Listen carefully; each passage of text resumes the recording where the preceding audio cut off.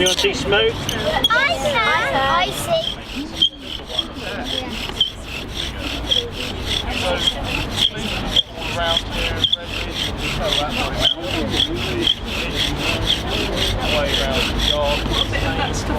No, so what we've got here, this is hot sawdust, so it's got charred while I've been bowing.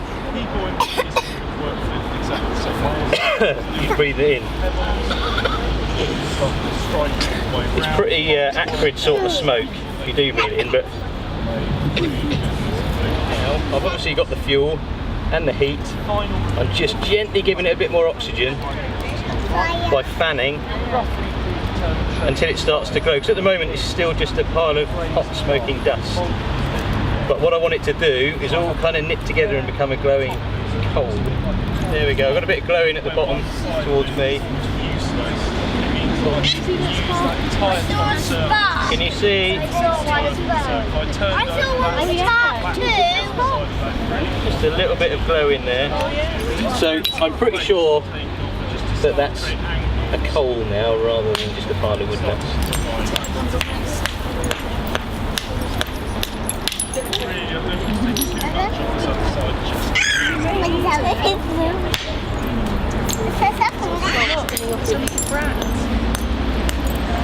I'm going to tip it into my nest.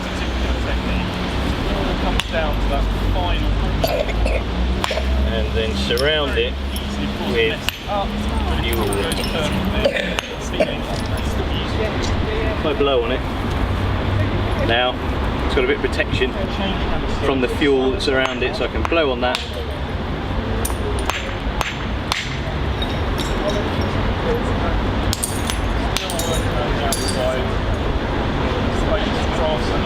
It's like this wafting thing that I'm doing helps air pass through it without me blowing, so I can get my breath back. It's quite hard work.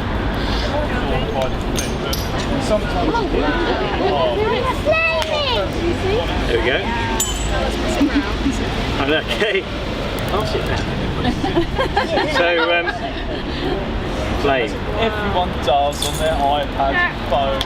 Put it in there. Thank you. It does. You go to stand up. Good night. So there you go. So that's how you would have made fire by, or one way of making fire by rubbing sticks together. Once you've got the...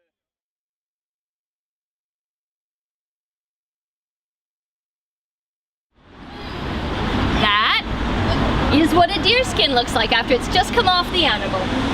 So you can see what we want to get rid of here is all this meat.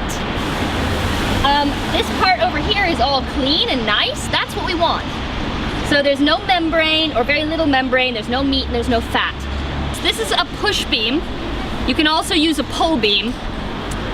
Right, what I'm doing is I'm pinching the skin between this tool and the beam underneath of it. And this tool is a moose leg bone. I've just split it in half and then I've carved it into the shape by scraping it against another rock. I'm going to press hard. It takes the meat and the membrane right off. What's a membrane? Membrane is the connective tissue that actually holds the meat and the fat onto the skin surface or the dermal tissue. Yeah, so that's how you remove that. And that's the very first step after you've skinned the animal before you can really do anything else. Now, if we want to make hair off leather, so like the things you've touched and like the tent, we need to remove the hair. If you want to do something like the tent, then again you use wood ashes or an alkaline solution, or you let the skin slightly rot, which is kind of gross but it works, and the hair falls out. That doesn't damage the grain layer at all, so the shiny part on your shoes. But for fat tan, for the brain tans, we want to remove the shiny part. In order to remove the shiny part, we do exactly the same thing. But we do it on the hair side. So this is how we remove the hair. And the grain layer. We want that grain layer gone as well. If we don't get rid of the grain layer, we can't get the oils into the skin effectively and you get a hard skin. We don't want a hard skin, we want it soft and fluffy and wonderful. You are really useful. It's a free haircut. There we go. That's how it comes off. Now, one of the things you should note is really applicable to the Ice Age especially. This is deer hair. Deer hair is hollow. Hollow hair holds lots of dead air, and that dead air is what keeps you warm, that dead air space. So, any of you have a down jacket? Yeah. The puffy jackets? Yeah, the reason those keep you warm is because they create dead air space around your body. That's what you're after, that dead air space.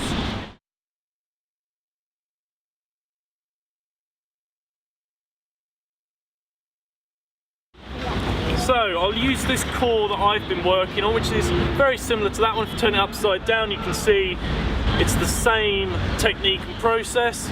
So if I was to use the antler to try and break pieces off, do you think I'll manage it? Remember, it's much softer. Let's see. Just use a piece of sandstone, not to break, but to abrade and dull the edge, just to start off with. And then I'll try with the antler. Just checking that the edge, this area I'm about to strike the platform, is just right before I hit it. I'm not hitting it and hoping it, I'm hitting it with some element of knowing what I'm doing sometimes.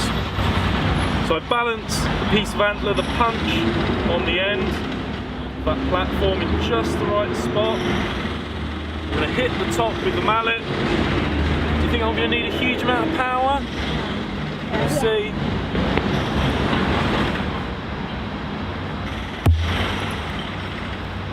There we go. Lovely blade off the front. You can see that it's a nice clean removal. And really, I didn't use a huge amount of power on that. If I put it back on the core, you can see where it came off. That slither fits on perfectly. It'll be a few molecules thick at the blade, and just to prove how sharp it is, you can see this piece of leather I've got here, happily cuts through that with no problem at all. But even as I hold this in the air around this, the edge that I haven't touched yet in terms of using it to cut things is already starting to blunt. The crystalline structure of flint is starting to oxidize. So if I struck a fresh blade and put it in a glass case with locks on it and no one touched it, even within a few weeks, it would be much blunter than when I first took it off. So really, the best flint edge is a fresh one, and it's one that I haven't flaked. If I took another stone and started to flake the edge so it's serrated, a bit like these, again it would be blunt, but it would have a good saw edge to it. So I can run my finger along the edge of this piece here, but it's much sturdier and it'll cut through and saw its way through, whereas this is just a good knife.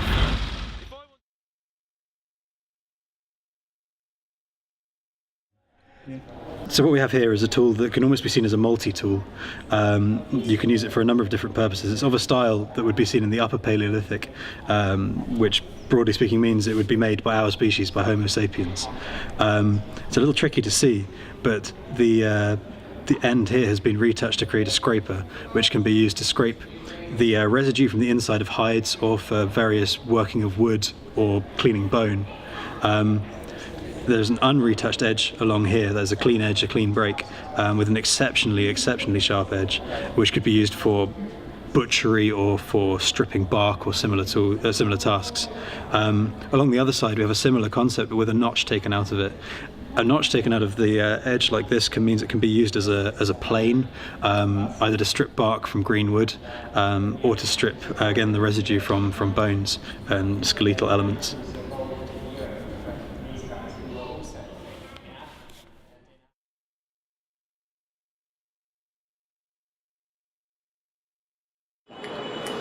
Yeah, I do. And if I didn't, then I probably feel like I've been wasting the last 26 years or so of practicing traditional living skills. Yes, because I'm not afraid to crawl into something's skin. I would hope so, having studied it for so long and knowing what they did and how they would have sourced all of these materials to deal with problems. I would hope so. I should think so as well. I mean, working with this kind of material on a daily basis and actually teaching people how to work with it. Yeah, in fact, doing this kind of thing, I should think I'm quite valuable to people in an Ice Age community. So yeah, to survive, thrive, really, I'd say. Yes, I guess, because of all the clothes and warmth, and then you get the fire. So probably. Yeah. I think. I think that I'd give it a good go. The only problem is, with all of this kind of stuff, the more you know, the more you realise you don't know. So there's an awful lot to learn. But I spend my life learning about how I can successfully make shelter and then use it, sleep in it, live in it. Lighting fire by rubbing sticks together. I've learned an awful lot about edible plants and trapping animals and cooking them over the fire. So yeah, I think I'd have a good go, but it would be a very, very different environment, and yeah, it would be interesting. It's what people that do what I do almost dream of, but I think the reality would be very different. Probably not. No? No, Jada, that's me. I mean, I'm not fully grown yet, so. Do you think if you had your parents there as well, do you think you'd survive? Maybe, but I'm not sure.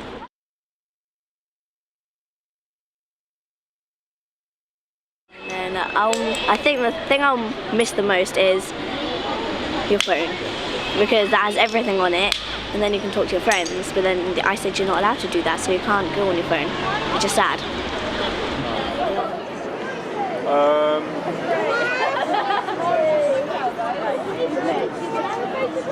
Let's see. This is where I definitely don't say something like Wi-Fi or TV. Oh, I'd say Arsenal Football Club. I'd miss them. It's between my Xbox and football. I'd say football, but I could introduce it. Two things. One has got to be the internet, just knowledge at your fingertips on any subject that you could possibly think of. And then second is going to be dental care. Just looking back to the last time I had a proper toothache and thinking about dealing with that level of discomfort for, say, 15 or 20 years till I died, like you see in some archaeological skeletons. Sounds awful. The house that we live in now.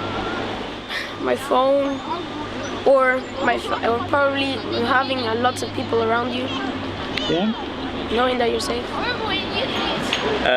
Would I be allowed to take my family with me? Oh, I think so. Oh, in that case, nothing.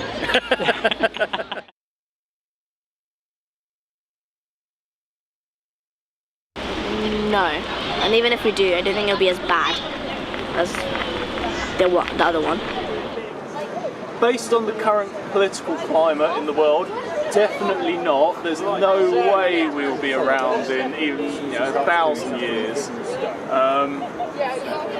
But if we do get through that, and we haven't moved on to trashing other planets at that point, I would say that we'd certainly be able to get through it because our technology would just be far superior to today. I mean, if we had today's current technology, I'm sure we could get through it. The fact that we have seed banks already prepared suggests that we can deal with situations in the world that will be extremely challenging. But certainly in the future, yeah, definitely. Yes, because the scientists have worked out a way to bring mammoths back to life. Well, there's been more than one thus far during the time period of anatomically modern humans, so I guess I don't really see the reason why we wouldn't have another one. Do you think we'd be prepared for it? I think it'd be interesting in terms of trying to provide food for the population base that we currently carry on Earth. We'd probably manage. Well, I think we're very adaptable as a species, so I certainly think that we cope if it did happen, and they do seem to go in cycles, so it's not beyond the realms of possibility. Yeah, I think we'd just adapt. I think we're in a better position to adapt in this day and age because of the technology and the communication that we've got, but whether or not we're as hardy as we used to be as a species, I think a few people would fall by the wayside. Probably when the sun gets too old.